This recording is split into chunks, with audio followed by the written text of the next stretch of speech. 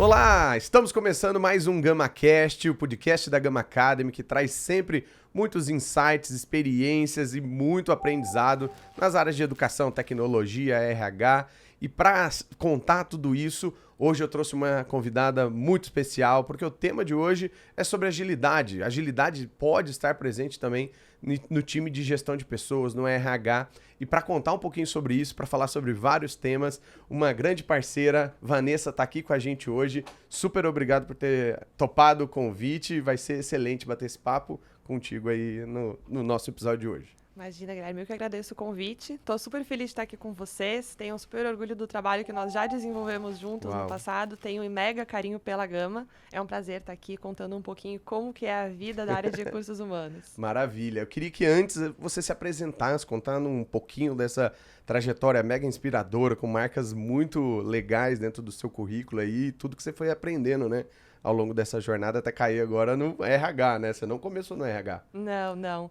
Bom, eu sou uma gaúcha, eu sou formada em engenharia de materiais, nasci em Porto Alegre, estudei lá, comecei trabalhando no Rio Grande do Sul como engenheira de materiais, numa unidade siderúrgica lá do Grupo Gerdau. Depois eu fui trabalhar como engenheira de manutenção de equipamentos numa unidade petroquímica da Braskem. Uau! Então a minha trajetória começou primeiro aprendendo processos de Lean Manufacturing, implantando projetos de melhorias de processos operacionais em fábricas. E depois eu fui ser uma engenheira mais clássica metalurgista, quando eu fui trabalhar com manutenção de equipamentos. Uau! Bem Então, diferente, hein? Bem diferente, bem diferente. Até, às vezes, para mim era difícil explicar essa função ali Mais que eu difícil tinha. que o seu sobrenome? Gente, Sobrenome alemão. Fica a dica que fica o teste. Quem conseguir falar Eidelwein. Eidelwein. Aí, ó. Boa, foi bem. Viu? Foi bem. Mas era até um pouco mais difícil de explicar do que falar meu sobrenome. Nossa. Para facilitar, eu costumava dizer que eu era médica de equipamentos. Uau. Então, o objetivo era examinar os equipamentos da fábrica, entender se eles estavam com algum problema ou não e receitar a solução para aquilo. Ah, legal. Então, eu trabalhava de capacete, botina, rádio, uniforme na fábrica. Comecei assim a minha história.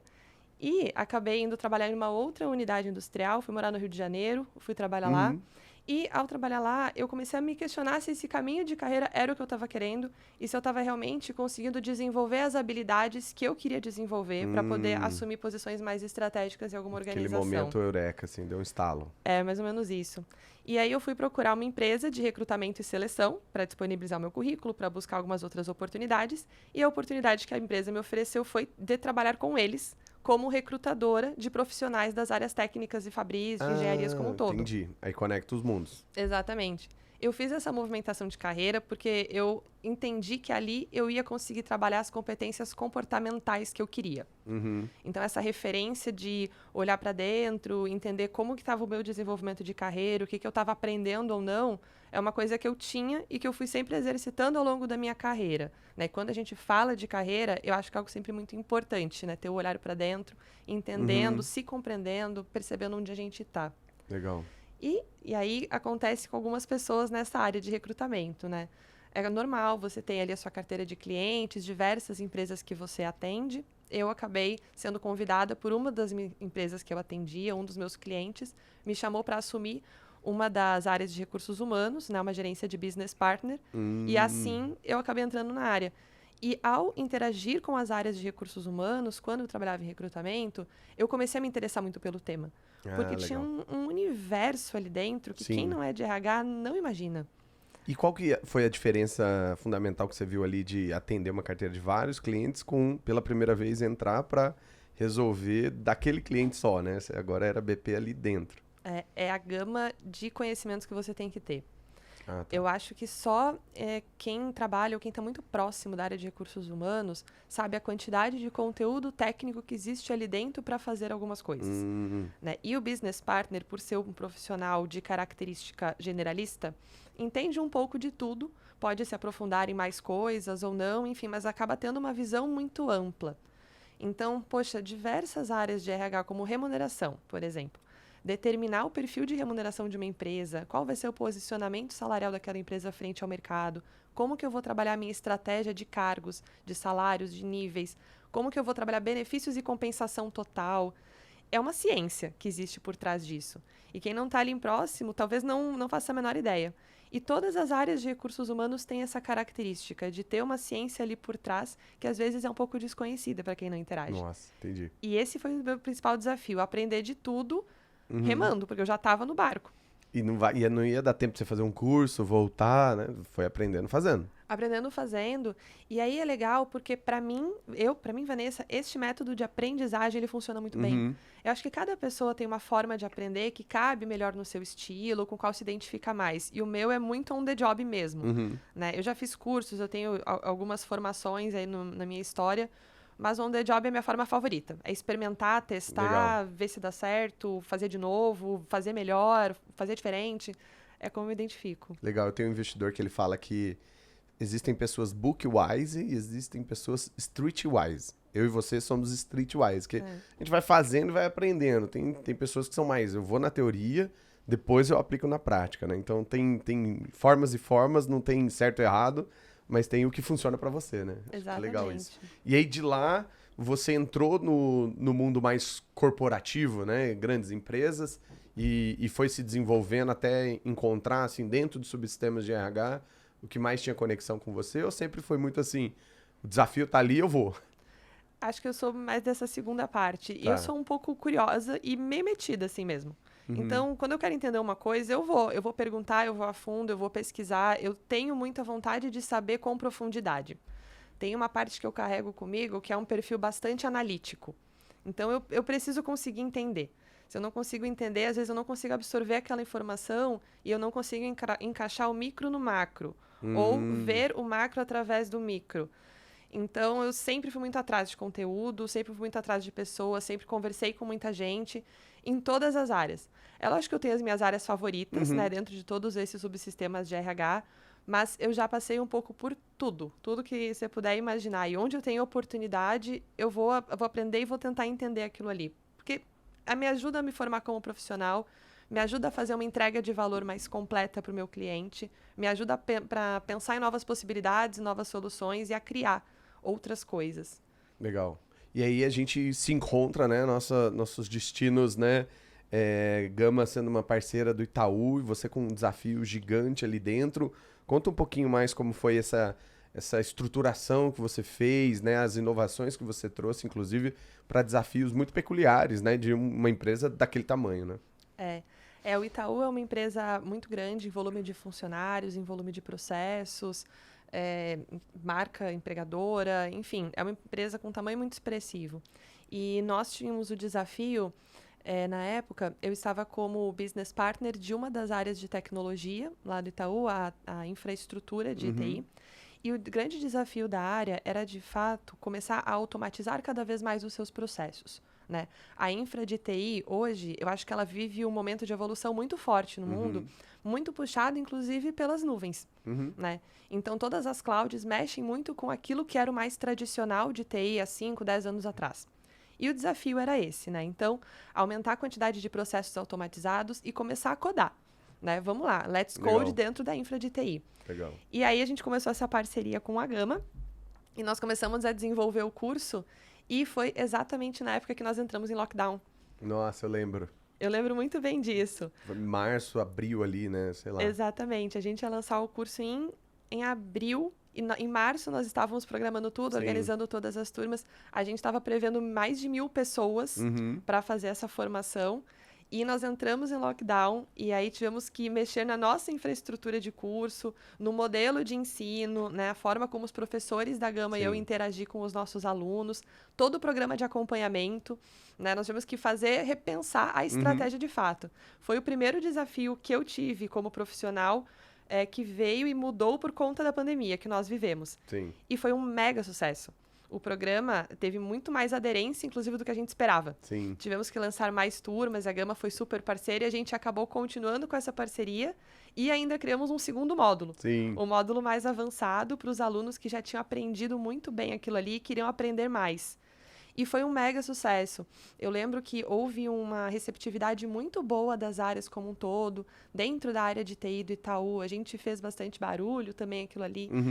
O programa acabou ficando famoso, sendo divulgado. E foi muito legal ter essa Não, e os experiência. feedbacks dos alunos, né? Uma das coisas mais importantes, eu acho que para um profissional é quanto a empresa é parceira, ela confia e ela também, né, tem essa relação de capacitar. E aí você vê, o mundo tá indo para cá, eu quero que você venha junto, tô te possibilitando uma capacitação, a pessoa engaja e depois muda de carreira e é para uma carreira que está indo, né, sendo uma grande tendência, né? Isso foi muito legal de ouvir dos alunos, a gratidão que eles tinham ali pela companhia e tudo mais. Então, só cases muito, muito legais para contar, né? Foi. E quem trabalha com desenvolvimento de programas de aprendizagem, treinamentos como um todo, sabe como é complexo lidar com o tema. Sim. Porque você tem um conteúdo que você precisa passar, existe um objetivo, tem um target naquilo ali, mas existe também a capacidade, um modelo de aprendizagem de cada pessoa. Sim. Né? Você precisa conseguir abraçar todas as pessoas que estão ali para que todas possam ter a experiência de aprender como melhor funciona. E isso a gente viu muito forte nos feedbacks dos programas. Eu lembro que os NPS do programa eram muito altos, né? E as pessoas se engajavam muito ali também, não só pelo conteúdo técnico, mas pela metodologia dos professores, né? Que era muito acolhedora para os diferentes alunos que tinham diferentes backgrounds técnicos até ali. Sim. Então, isso também é muito importante quando a gente fala de ensino, de treinamento como um todo, corporativo, né, também. Nossa, muito legal falar desse case. E aí, agora, ClearSale. Como que tá sendo esse desafio? Como que agora esses dois mundos, né, de uma gigante para uma super scale-up, né, como o Pedro propriamente chama, quais foram as diferenças assim que você encontrou e desafios? Eu saí do Itaú em março desse ano, né, e vim integrar aqui o time da ClearSale. Eu saí de uma empresa de aproximadamente 90 mil pessoas para uma empresa de aproximadamente 4 mil. Né? Então, esse movimento, ele traz a oportunidade de você conseguir ver o todo, né? Olhar para a empresa como um todo. Eu vim para uma função que tem um escopo de olhar realmente diversas áreas, não há um foco. E era o tipo de movimento que eu estava procurando para minha carreira. Legal. O Itaú foi uma grande escola para mim, como outras empresas onde eu trabalhei. Eu tive muitas experiências muito bacanas lá.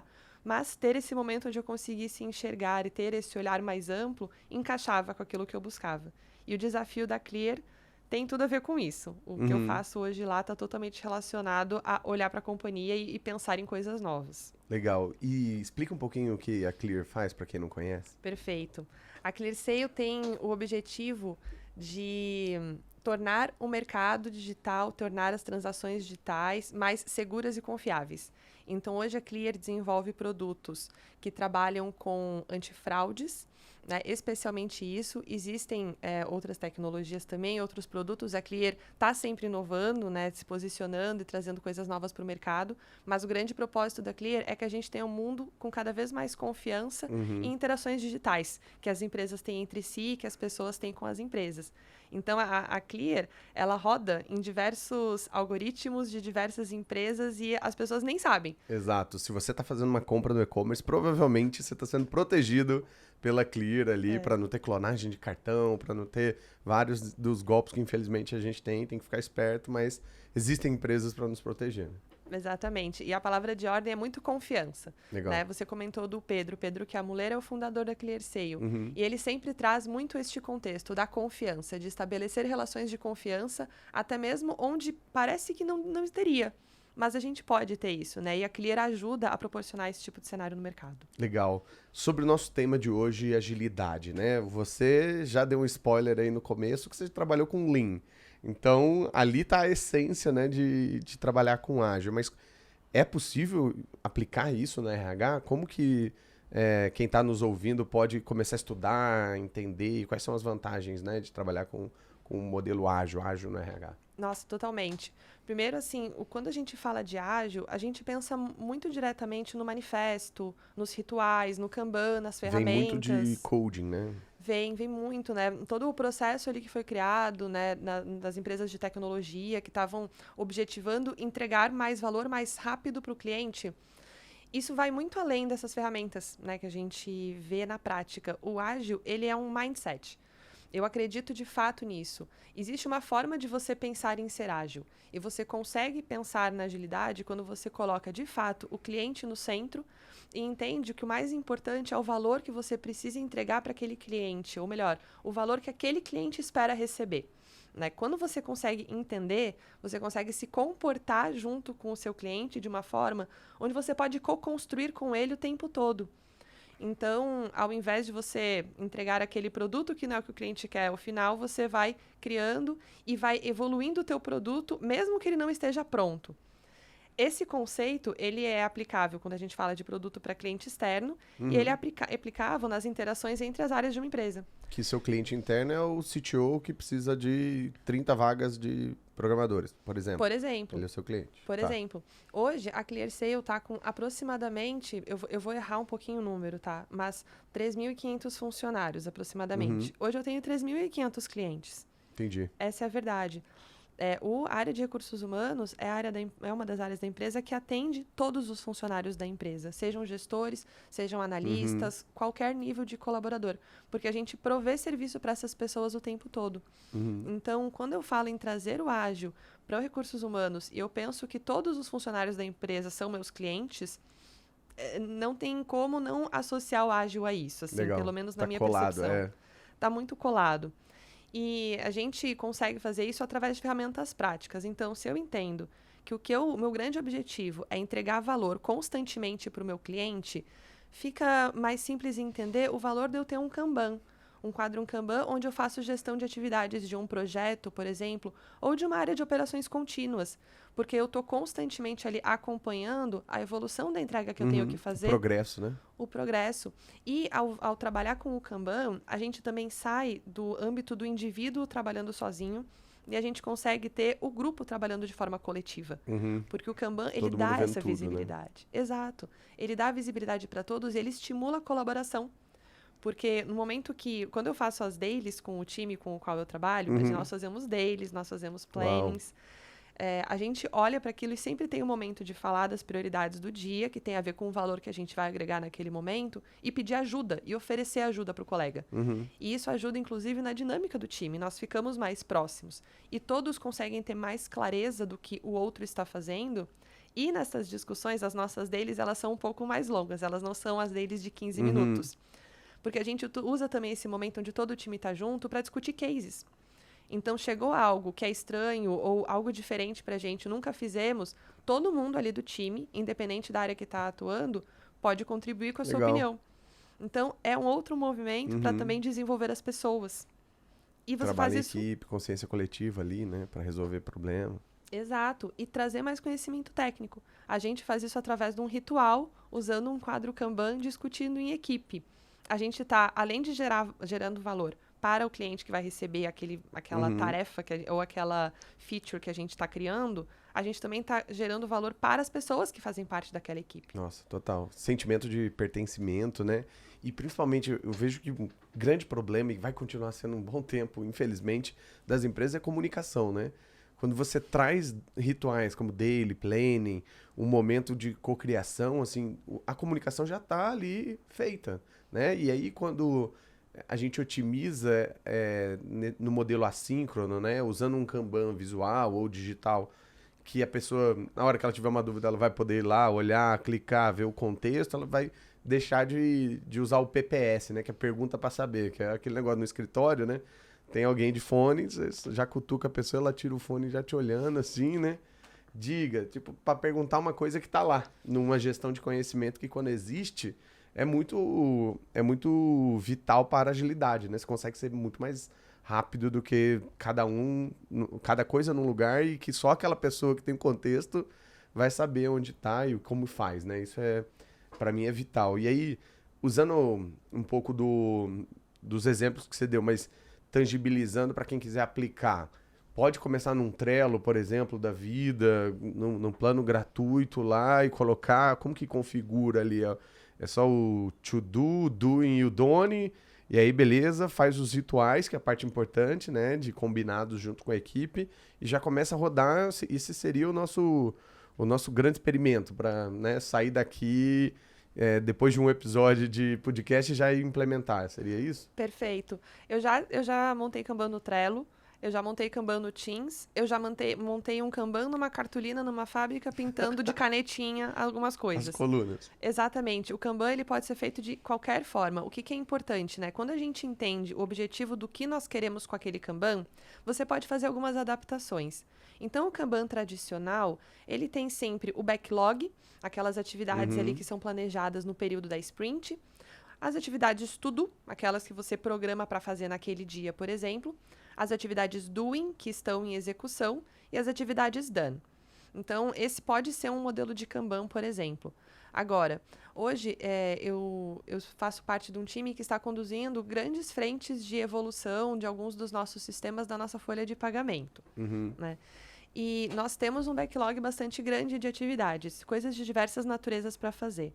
Então, sempre pensando que a gente precisa manter o foco em priorização para conseguir fazer a entrega de valor, uma adaptação que nós fizemos nesse Kanban foi construir um backlog urgente, um backlog importante e um backlog não tão urgente. Quase temperatura ali, né? Exatamente. E a gente consegue fazer isso dentro dos sistemas. Agora nós estamos usando o Teams. Mas você consegue fazer isso no Trello também. O Trello é uma ferramenta gratuita que está super disponível e é muito autodidata. Assim, você vai manuseando o Trello, você vai entendendo como ele funciona. Então, é uma outra dica. Para quem tem backlogs muito longos, quando a gente pensa ali, num planejamento de uma história, né? Quando você faz um planejamento mais macro, com volume de atividades maiores, mas que você sabe que você vai ter que priorizar, você pode também repartir o teu backlog, por exemplo. E isso pode ajudar muito equipes Kanban que estão iniciando a sua jornada. Porque você falou de comunicação, né? Eu acho genial isso. Sem comunicação, a gente não consegue nem trabalhar em dois. Sim. Né? Porque, aliás, se eu não conseguir comunicar nem comigo mesma, nem comigo mesma eu vou conseguir trabalhar, exatamente. né? Então, quando a gente fala em times que estão iniciando uma jornada, né, em método ágil, a comunicação é um ponto importante a ser trabalhado, percebido, desenvolvido, como que aquele time se engrena. E, com a comunicação, a gente consegue facilitar a priorização das atividades. Então, para um time Kanban que está iniciando, talvez começar com alguns backlogs divididos em prioridades pode ajudar as pessoas a se acharem ali, ou às vezes não correrem o risco de se perder, ou pensar numa coisa que acontece muito, né? Já que eu estou fazendo isso aqui, deixa eu pegar isso aqui que é meio parecido, só que não é prioritário. Entendi. Né? Então, ajuda aí diferenciando sempre, ajuda a manter o time no foco do que você precisa fazer naquela sprint, naquele intervalo de tempo. E para o desenvolvimento profissional é muito bom, né? Porque acho que senioridade é dos grandes ganhos, né? Além de maturidade, de desenvolver melhor as habilidades comportamentais, é você saber priorizar. Porque quanto mais júnior, né, é o profissional, mais você precisa guiar, mais você precisa sentar do lado para ensinar a fazer, inclusive. Depois vai virando pleno ali, aí você já só prioriza o que precisa no dia, mas o como fazer talvez já esteja mais lúcido até chegar no nível de senioridade que você só dá o problema e a pessoa traz solução. Mas imagina se todas as áreas, desde a indústria lá que você falou, para o menor aprendiz, para o estagiário e tudo mais, já usasse um método que vai fazer a pessoa pensar o que é urgente, o que é importante e como eu vou fazer isso, qual vai ser o impacto e quem eu preciso para esse processo, né? Você deu o exemplo aqui de DP, né? Eu acho que dá para aplicar porque é uma área super processual, mas em recrutamento e seleção provavelmente também dá. Totalmente. Né? Um ATS tem uma cara de Kanban já, né? Pra você ir puxando os candidatos que vão passando pelos processos e tudo mais, mas o processo, o programa de recrutamento como um todo, se ele é ongoing ou se ele é pontual, também dá para aplicar, não dá? Completamente, porque todo o método ágil, ele nasceu muito pensando em produto, em desenvolvimento de produto, né? Mas se eu entendo que qualquer solução pode ser um produto, você consegue usar esse método para qualquer coisa. Então, às vezes tem uma construção de algo que é um produto de fato, como, por exemplo, sei lá, um método de como fazer PDI, né? Um frame que você pode entregar para os gestores, para que os gestores, os colaboradores elaborem os seus planos de desenvolvimento individuais. Isso parece um produto tangível. Agora, você pode desenvolver processos, você pode desenvolver procedimentos. Tudo isso é valor. Tudo isso é valor agregado para a empresa, são coisas que precisam acontecer para que a empresa flua bem. Quando você percebe que toda a entrega que você faz é valor, o conceito de utilizar os métodos ágeis, ele transcende o conceito de produto. Você está desenvolvendo uma solução. Você está desenvolvendo valor para o cliente. Por isso que ter o mindset ágil é muito importante. Porque o conhecimento das ferramentas, mas sem a percepção de como que você pode usar, ou como que você pode adaptar para a sua realidade, ou como que você pode evoluir, pode acabar deixando a sua atuação limitada. Então, desenvolver a cultura e ter essa compreensão de que o cliente está no centro e o objetivo é entregar o valor que o cliente percebe e deseja, eu acho que não tem limites para usar os métodos, de fato. Nossa, e os resultados falam por si só, né? Você vai ver, depois de 3 meses, 6 meses, como que a mudança é perceptível, né? Até os pares vão querer começar a perguntar, aqui na área de operações, eu também queria usar e tal. Isso é muito legal, vira benchmark, né? Isso é incrível. Agora, a gente está batendo 800 clientes agora, e já atendidos, e com um orgulho gigante de aprender com essa galera, né? Aprender no dia a dia, o que funciona, o que não funciona e tudo mais. E uma reclamação que é constante é o da correria, né? Então, você pergunta para qualquer RH hoje no Brasil, tá correria. E é o olho do furacão, né? Que você fica ali no dia a dia, né? E é consumido. Como que hoje, né, você consegue olhar a estratégia, olhar o planejamento, olhar o business plan e tangibilizar ele no dia a dia para que também a estratégia esteja na prioridade e não seja consumida simplesmente pelo dia a dia ali? Como que você faz essa separação? Perfeito. A área de recursos humanos é aquela área onde você acorda, pensa em como vai ser o seu dia, e o seu dia não tem nada a ver com aquilo que você imaginou. Isso acontece com muita frequência, né? Em algumas áreas ali, alguns subsistemas um pouco mais. O business partner, por exemplo, que é a pessoa da RH que está à frente lá fazendo a tratativa com as áreas de negócio. É bastante raro o seu dia sair como você planejou, né? Outras áreas, às vezes, conseguem ter o escopo um pouco mais controlado. Mas sempre vai ter o momento do atropelo. É normal, é natural, vai acontecer. Ou porque aconteceu algo dentro da empresa e você precisa ajudar a tratar, ou porque alguma estratégia mudou muito rápido e você tem pouco tempo hábil. Então, uma coisa que eu acho legal da gente tranquilizar. Sempre vai ter momentos que vai ter a correria. Isso vai existir. Hoje eu estou vivendo uma dessas, por exemplo. Conviva com isso, né? Conviva com isso e conviva bem com isso, né? Agora, quando você não tiver nesses dias de olho do furacão, o que eu acho que é muito importante, também vou trazer um pouco de conceito do ágil. Definição muito clara de objetivo, o que eu quero fazer, né? Então, definir o que para depois definir o como é o tipo de coisa que eu acho que ajuda muito a manter uma visão estratégica e um planejamento de onde queremos chegar. Tá. Porque existe muitas vezes também o afã de querer realizar, de querer fazer, de querer entregar, mas se você não parou para analisar o que exatamente você está fazendo e qual que é o seu objetivo, qual que é o seu propósito, como que aquela solução que você está desenvolvendo de fato agrega valor ao negócio, talvez você esteja fazendo algo muito legal, mas que não é o que precisa ser feito. Entendi. Eu tenho uma frase que eu sempre falo assim, o que precisa ser feito, né? E eu realmente acredito nisso. Se a gente estiver olhando junto com os objetivos do negócio e criando os objetivos do RH para que eles possam contribuir para o negócio naquilo que ele tem que fazer, você já está no meio caminho andado, né? Porque você já tem a definição do quê. Pense nos seus comos, né? Que são as ações, né? De fato, como que eu vou chegar nesse objetivo, e amarre muito bem os seus OKRs. Os OKRs, eu acho que eles são métodos simples da gente entender onde que a gente quer chegar e o quanto que a gente vai chegar lá. Legal. Né? E medindo, né? E medindo, né? E acompanhando. Não pode ser uma surpresa ao longo do caminho. E esse é um tipo de exercício que eu acho que nos últimos anos ele tem sido mais forte dentro das áreas de recursos humanos, né? A área de RH nos últimos 10 anos mudou completamente de perfil, na minha opinião, assim, na maior parte das empresas, pelo menos, ou nas empresas nas quais eu passei. Existe um outro olhar, né? Não é mais tão transicional, né? Só contrata, demite e agora é estratégico, né? Passa parte do plano. Exato. E para ser estratégico, precisa estar alinhado com a estratégia. E aí, quando eu falo isso, assim, de ter os seus objetivos bem definidos, isso ajuda a sair um pouco da correria do dia naqueles dias que você não está absolutamente com alguma emergência, alguma coisa para fazer. Porque você tem o seu objetivo lá traçado, você tem a sua meta descrita, você tem o seu como. O seu como, ele está todo descrito nos cards do seu Kanban. Então, é seguir este planejamento e ter esta disciplina. Uma coisa também que acontece muito em RH, nós recebemos muitos pedidos de muitas naturezas, de muitas pessoas, né? Para resolver N situações. Desde o computador que precisa pedir outro, É. ao a férias, programar férias, coisas Exato. dia a dia, né? Ou a definir um novo modelo de remuneração variável para uma área, por Nossa. exemplo. Então, a gente recebe pedidos de diferentes complexidades, das diferentes áreas, constantemente. E existe uma vontade de ajudar. Eu vejo isso em muitos profissionais de RH. Você recebe aquele pedido e você quer apoiar porque você sente a dor, o problema da pessoa. Priorize. Sempre priorize. Onde que a gente está agregando maior valor? Onde que nós realmente temos que estar agora neste momento? Não fazer uma coisa agora não quer dizer que você não vai fazer daqui a pouco.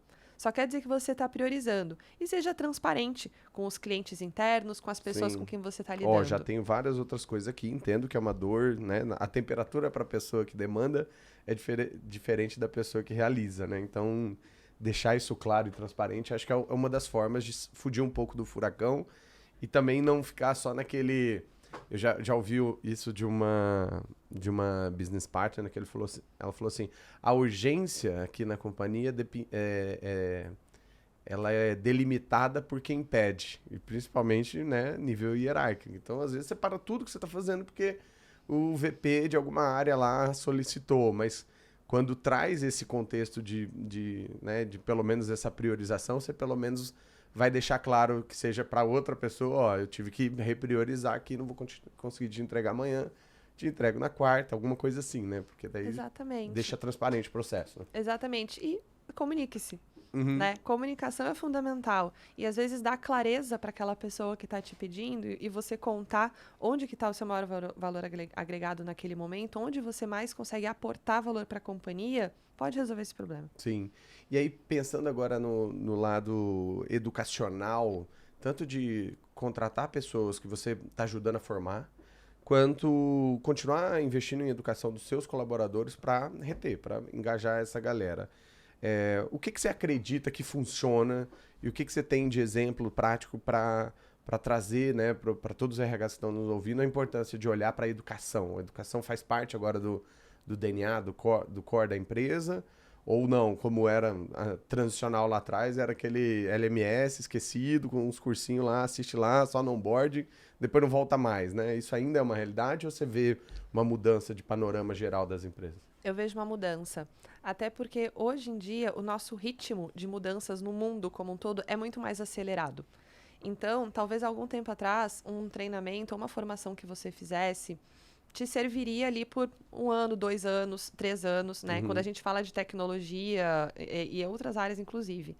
Hoje em dia, esse timing ele não funciona mais. As tecnologias evoluem, os processos evoluem, o mundo está muito mais conectado. A gente está o tempo inteiro fazendo benchmark e tendo ideias novas. E às vezes o conhecimento que nós temos, ele não necessariamente embarca o que precisa para você botar essa sua nova solução em prática. Então, eu acho que a gente está num outro cenário onde a capacidade de aprendizagem é uma das competências que mais possui valor. E ter conteúdo disponível para isso, além de saciar o desejo do profissional, faz com que a gente aproveite essa competência que tem tanto valor, né? Não necessariamente é sempre importante trazer a pessoa que mais tem o conhecimento adquirido. Às vezes, em alguns casos, você pode trazer a pessoa que tem mais capacidade de aprendizagem, porque o teu cenário vai mudar tanto e tantas coisas vão acontecer que aquela pessoa vai ter uma maior capacidade de adaptação às novidades. Legal.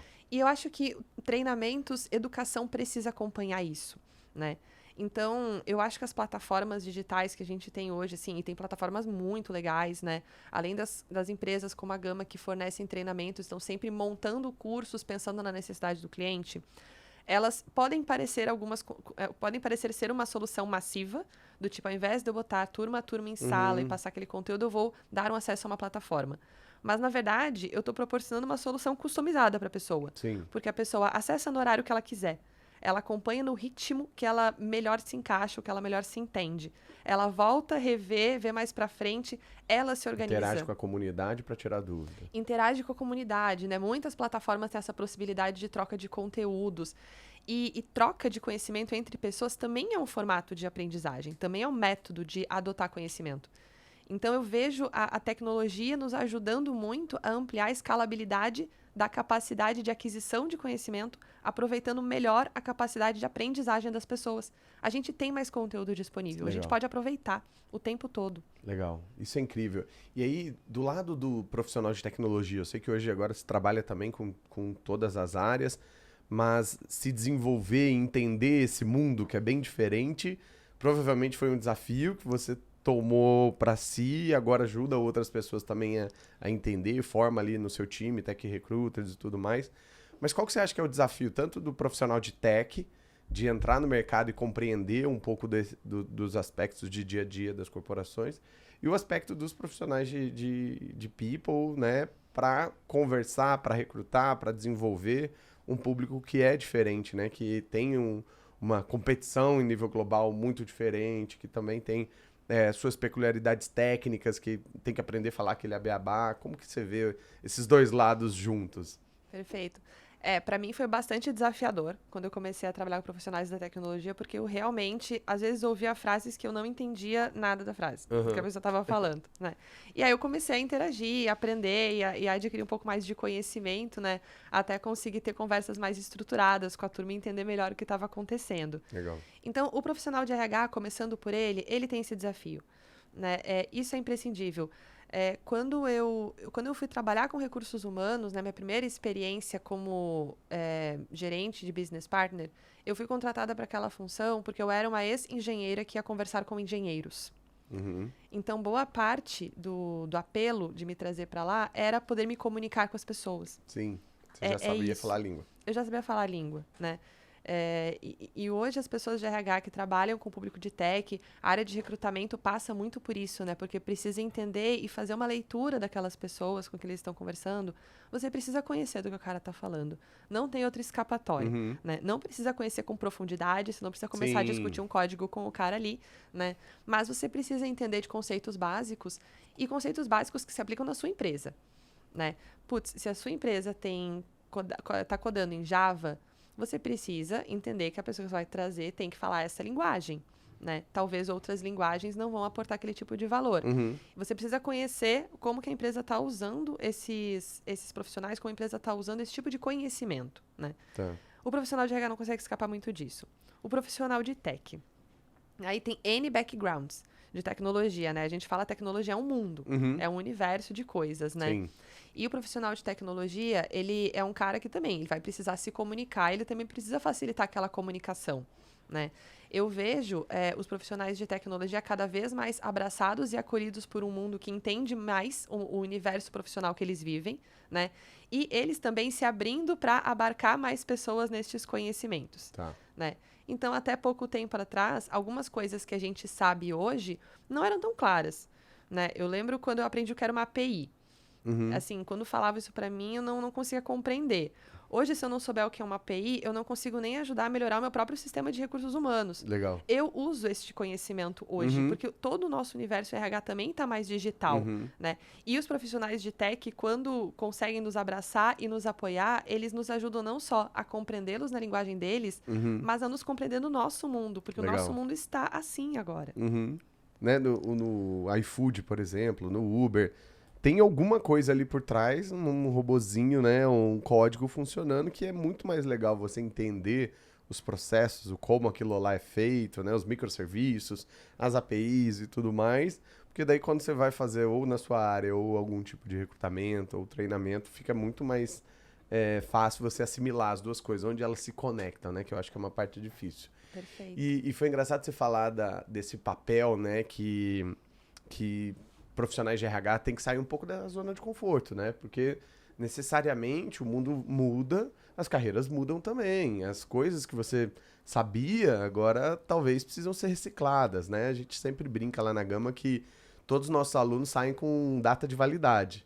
Então ele vai ter que voltar, né? Fazer um recall depois, aprender outras coisas, porque esse é o mundo do lifelong learning agora e não tem como fugir. Quem vai sobreviver daqui 20, 30, 40 anos esses profissionais que se manterem, né, atualizados.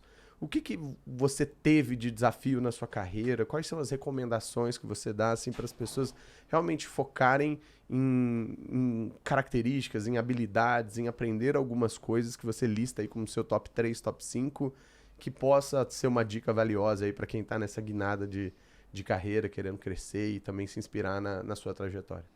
Acho que primeiro, por mais que nós nos sintamos confortáveis com determinados assuntos, a gente precisa entender que o mundo muda e muda muito rápido.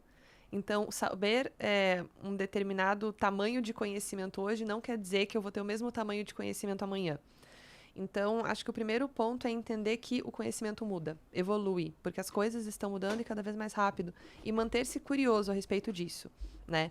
Hoje, são poucas coisas que estão escritas em pedra, assim, entre aspas, né?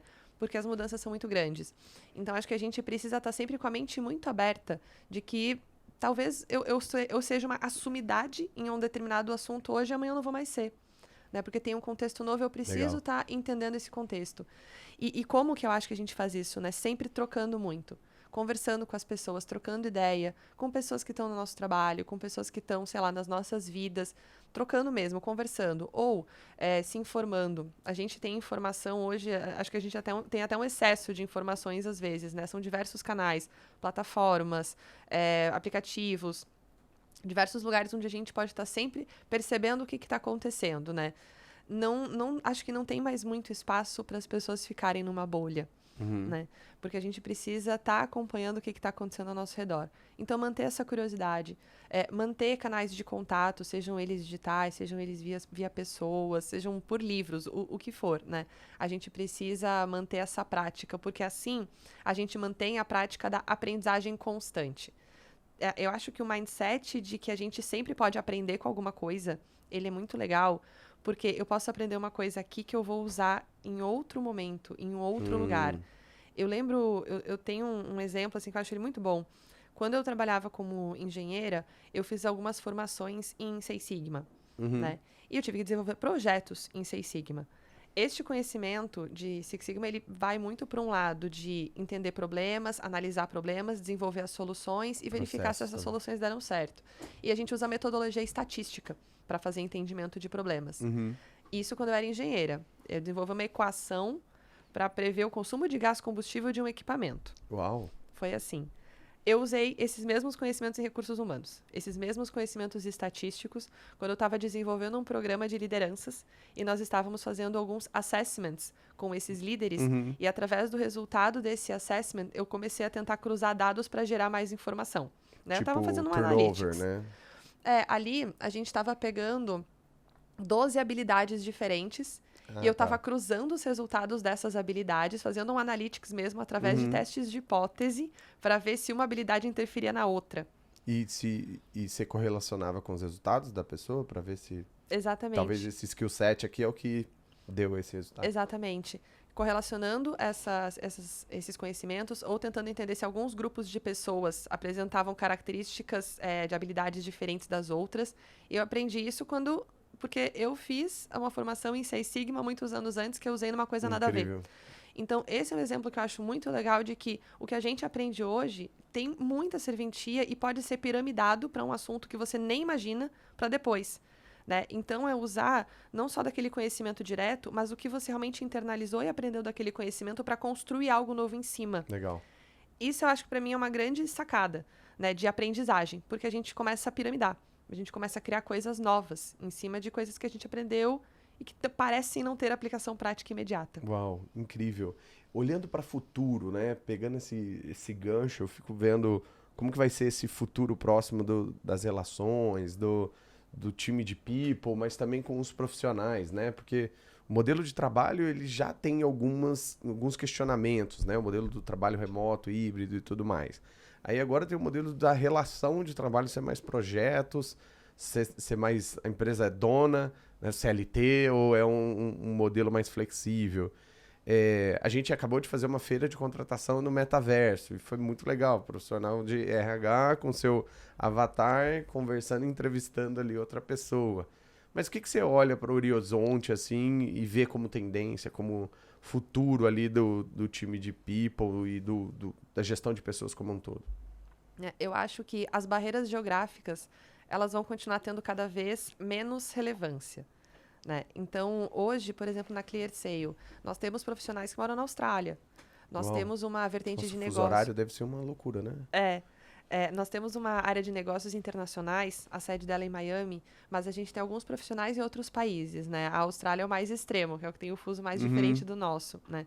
Mas, assim, essas pessoas trabalham conosco, e são nossos colaboradores e estão com a gente nessa jornada. Legal. Então, toda a digitalização que a gente vive e até mesmo a situação que nós vivemos de lockdown, que começou a trazer outras possibilidades, para mim elas deixam muito claro que as fronteiras entre cidades, entre estados, entre países, elas começam a ter menos relevância nas relações de trabalho, né? Então, as pessoas vão estar em vários lugares. E a gente pode conviver nestes vários lugares e interagir com estas várias pessoas. Isso vai fazer também com que a gente tenha mais mistura de culturas. Porque, poxa, por que hoje eu trabalho numa empresa brasileira, eu posso perfeitamente contratar um profissional, não sei, francês, um profissional angolano, americano, um profissional de qualquer país que possa interagir comigo, a gente tendo um idioma, né, de comunicação ali que funcione, conseguindo estabelecer essa comunicação, a gente consegue trabalhar juntos, mas a gente tem o ganho de ter essas diferenças culturais. Então, as culturas, para mim, também neste movimento começam a se misturar. A gente começa a ter a possibilidade de trabalhar com pessoas com diferentes histórias, completamente diferentes das nossas, e ao invés de ir para uma conversa que eu acho que tem acontecido muito de não aceitação de culturas, a gente poderia começar a falar de misturar as nossas culturas, de usar o que tem de melhor em cada uma delas, para que todas as pessoas consigam se sentir bem com o background histórico que cada uma tem e com o que esse background pode oferecer de diferente. A gente consegue aportar mais valor. Isso tem a ver com diversidade. É diversidade de culturas. E isso é multidisciplinar. Tudo que a gente faz de forma multidisciplinar, a gente tem mais chances de ter mais percepções, de ter, inclusive, mais acertos. Então, eu vejo estas questões de mesclagens culturais que acontecem por conta de todo esse movimento mais digitalizado muito forte. Para mim, é uma tendência muito forte, é algo que a gente já vê acontecendo em empresas.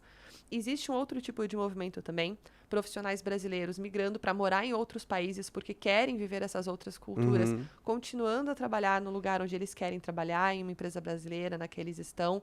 Eles também podendo viver essa dupla experiência, também podendo aportar para a empresa estas experiências culturais que eles vivem.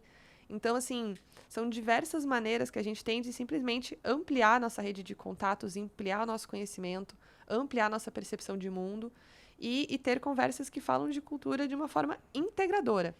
Sim, e não excludente, né? Exatamente. Eu acho que é vital o que você está trazendo, porque quando a empresa vai crescendo, as culturas vão mudando também, as pessoas vão se adaptando e tudo mais. E esse mix também da cultura, ele pode ser aplicado em determinado problema, determinado projeto, né? E essas fortalezas é o que talvez vai trazer até vantagem competitiva para essa empresa. Porque no final do dia, cultura é uma das coisas mais difíceis de se copiar, né? Não adianta você pegar o livro do Netflix e falar assim, vamos ser igual ao Netflix agora, porque é outro contexto, outra realidade. Então, não tem como copiar, de fato, né? E aí, para encerrar e para fechar com chave de ouro, eu queria que você desse algumas sugestões de coisas que para as pessoas poderem aprender. Livro, podcast, vídeo, sites, blogs, o que te inspira e que você também pode, né, compartilhar para as pessoas continuarem aprendendo. Coincidentemente, o último livro que eu li foi o livro da Netflix, que você acabou de mencionar. Né, a regra é não ter regras. A regra é não ter regras. Eu acho que é um livro bem bacana, eu gosto dele, só que você precisa, de novo, para absorver o conteúdo dele, você precisa piramidar. Né? Porque não é nem aplicável. Algumas coisas que são ali dentro da nossa legislação não são nem aplicáveis, né? Então, esse é um conteúdo que eu recomendo bastante ler. Eu acho muito legal também procurar autores que tragam inspirações naquilo que você precisa. Então, assim, poxa, Rancharan é um autor super famoso, super referência, né? É alguém que fala muito de liderança de uma forma muito moderna e com muito background, né? Com muita propriedade sobre o que ele fala. Mas, se você ler algumas coisas do Warren Buffett, você também vai aprender sobre liderança. Ah, legal. Sabe? Então, Outras óticas, né? São outras óticas, né? Então, assim, eu acho que essas pessoas referência e pessoas que você admira e que você entende que podem trazer aprendizado, de novo, veja uma coisa e coloque em outra ótica. Por exemplo, os livros do Marty Kagan, eles falam muito sobre design de produtos e como você montar um time que tem esse tipo de mindset, né, de construção de produto. O Empower também fala muito sobre isso. Você pode usar perfeitamente aquilo que você vê naquele livro para pensar em como trabalhar com um time ágil, em como trabalhar com percepção de valor agregado ao cliente, em como trabalhar com métodos de entregas de features na solução, qualquer uma que seja que você está desenhando, né? Para mim é um livro que fala muito sobre liderança. É um livro que fala muito sobre direcionamento, mindset, e não só uma liderança de equipe, liderança, de fato, do negócio que você está tocando ali. Uhum. Então, são alguns exemplos de algumas leituras que eu tenho feito mais recentemente, que eu acho que a gente consegue ler uma coisa e fazer com que ela cresça, e usar ela de várias formas. Uau, incrível.